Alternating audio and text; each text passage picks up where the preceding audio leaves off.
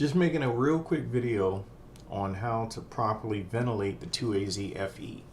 It's a little different than some other engines and it has some similarities to other engines.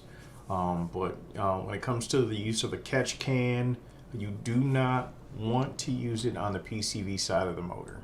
Now I'm just going to rotate this. Usually the PCV valve is located right here in the valve cover.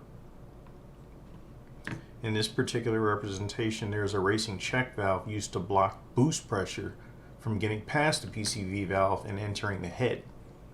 Over time, that is a real possibility depending on how much boost you're running. You can overpower the PCV valve and start pressurizing the head through the valve cover. But if what you really want to do to get rid of crankcase pressure is really put a catch can on the opposite side of the valve cover, because this is a much bigger opening and you could vent that crankcase pressure.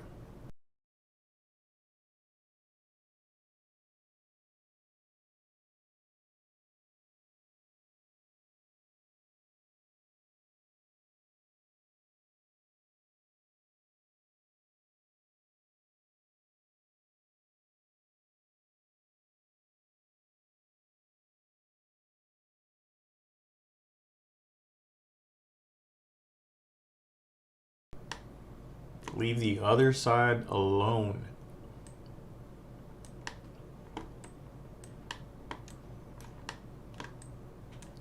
Also, I had some questions from people about the various ports on the throttle body. I can point that out.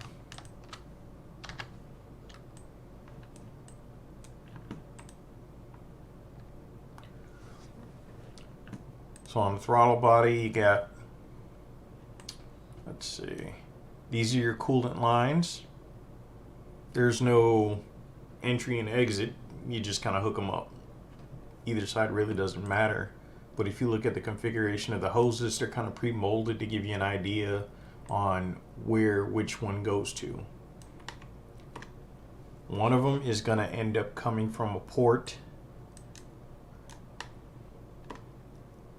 and going to this port on the cylinder head.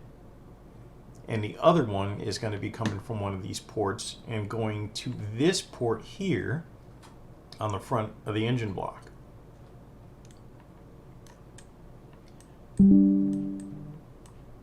This port here is a vacuum line port. So this is going to end up going to the vacuum switch valve, which has to do with emissions. And then this port here that's shooting down is not typically used on every 2AZ engine in all the vehicles. Some of them just go to a box that empties out into atmosphere. Others just goes to a nipple that's located somewhere here on the intake manifold. But for the most part, if you're ever not sure, just plug it.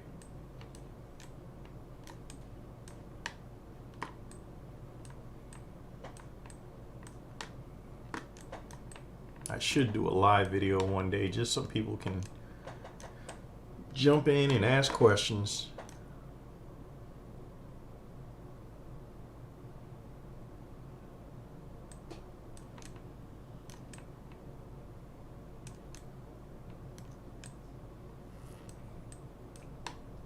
But yeah, that's about it so far. Yeah. If you need to use a catch can, put it on this side of the intake manifold. Do not tap anything off of the PCV side. Oh, I should mention this. Some people that do put a catch can on the PCV side, they typically delete the PCV valve altogether to help with ventilation. This is a racing application only, because realistically what's going to happen is if you do this on a daily and you take off the PCV, crankcase pressure is going to push all your engine oil out, and then you're just going to be filling up that catch can all the time. That's not supposed to happen. On a perfectly working engine that is very healthy and has good compression, your catch can should take months and months and months and months to actually collect any amount of oil whatsoever. If you find that it's taking you days or even weeks to fill up your catch can, then it's possible that you have some ringline damage or some lower compression where you're getting tons of blow by. It's not supposed to happen. It's supposed to take a long time to fill up a catch can. Now, if you're daily driving in the winter season or in the colder season, sometimes your catch can will fill up with condensation and fuel. A